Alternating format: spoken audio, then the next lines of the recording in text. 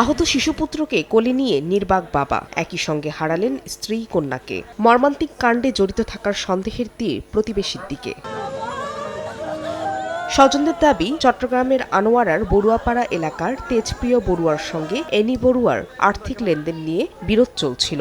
এর জেরে শনিবার রাতে অ্যানি ও তার মেয়ে প্রিয়ন্তীকে কুপিয়ে হত্যার অভিযোগ উঠে তেজপ্রিয়র বিরুদ্ধে। এ ঘটনায় গুরুতর আহত হয় ৫ বছরের ছেলে পিয়াস। ঘটনার পর থেকে পলাতক অভিযুক্ত প্রতিবেশী। তার ভাইকে জিজ্ঞাসাবাদের জন্য থানায় নিয়েছে পুলিশ। ওরা জিজ্ঞেস করে, তোমাকে কে মারছে?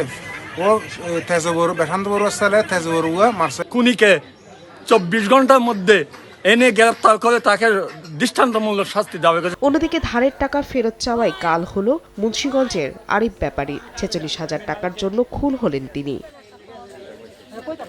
রোববার সকালে পূর্ব শিলমান্দি জসিমনগর এলাকায় বাড়ির পাশের পরিত্যক্ত জমি থেকে আরিফের লাশ উদ্ধার করা হয়। স্বজনদের দাবি, সম্প্রতি শহরের মুন্সিরহাট বাজারের নূর মোহাম্মদ নামে এক কসাইকে ৪৬,০০০ টাকা ধার দেন দুই ভাই আকাশ ও আরিফ ব্যাপারী। টাকা ফেরত চাওয়া নিয়ে শনিবার সকালে মারামারি ঘটনাও ঘটে। এমনকি নূর মোহাম্মদের বিরুদ্ধে মুন্সিগঞ্জ থানায় লিখিত অভিযোগও দেন আকাশ।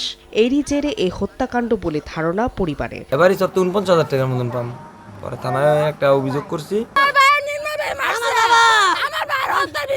প্রাথমিকভাবে ধারণা করছি যে ছুরিকাঘাতের ফলে যে রক্তক্ষরণ হয়েছে, এই রক্তক্ষরণের ফলে তার মৃত্যু হয়েছে। ঘটনার পর থেকে পলাতক রয়েছে অভিযুক্ত নূর। ফাহরিয়া ফারজানা, সময় সংবাদ।